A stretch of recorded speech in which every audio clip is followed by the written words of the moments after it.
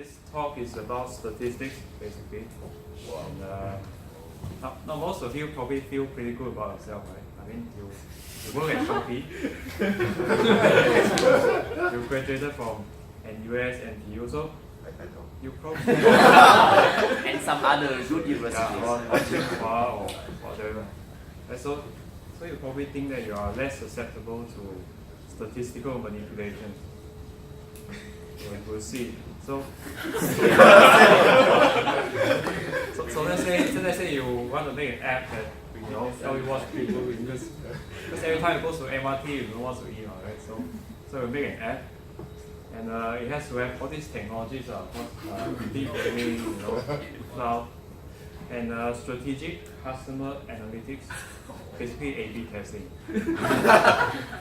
So you want to maximize the conversion rate. Obviously, you have two designs.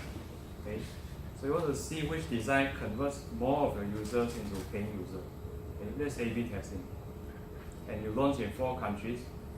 No Singapore because SG is too small. Indonesia. Yeah, that's why you don't design your flags with wine inside, right?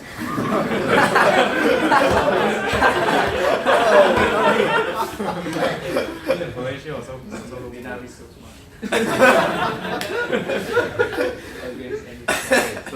so you launch in 4 countries. You actually each country has its own cuisine and taste, right? Because this app is what to eat.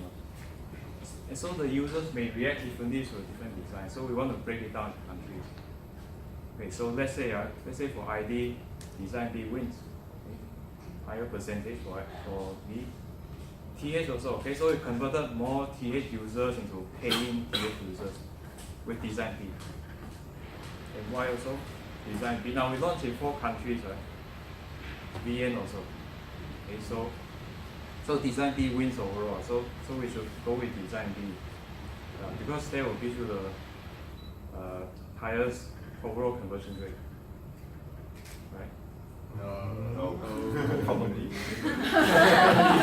Hey, you win in every country, because you're smiling. Yeah, so actually design B doesn't win. So again, in each country, right, it wins in each country. Okay, design B wins in every country.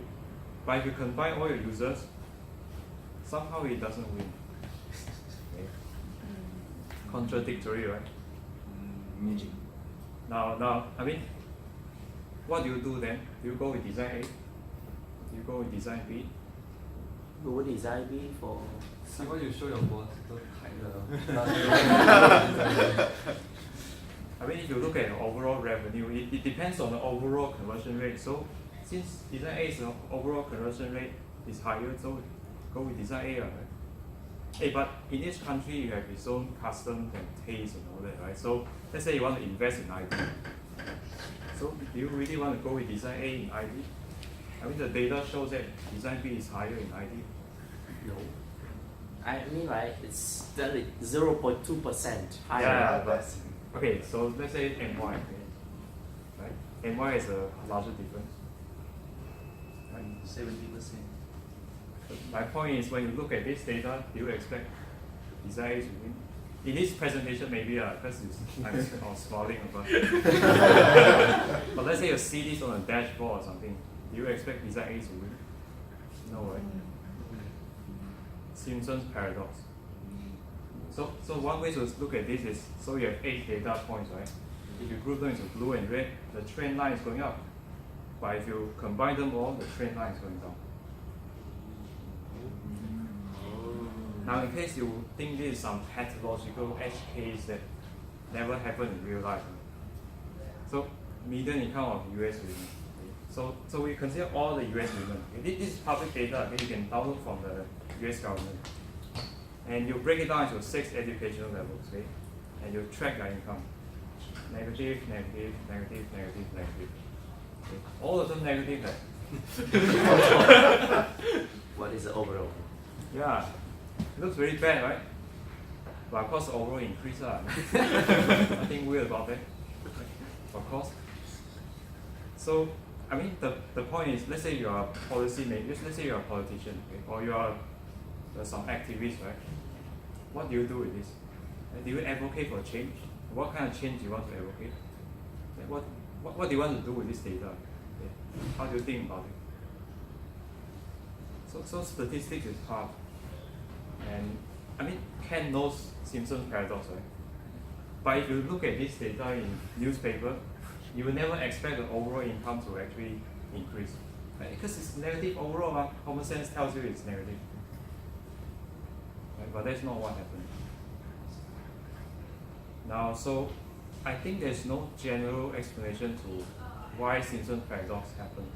It's just math, right? It's just what happens when you do the fractions and all that. It's emergent property of real numbers. Right?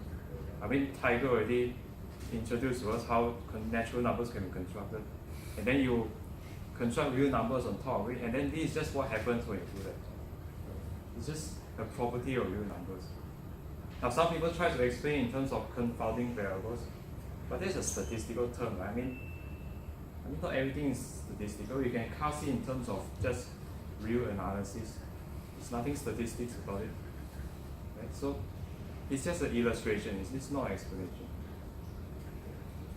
And so that's the point of Simpson's paradox. Okay. Even if you know, you wouldn't expect it to happen. And that's the end of my talk.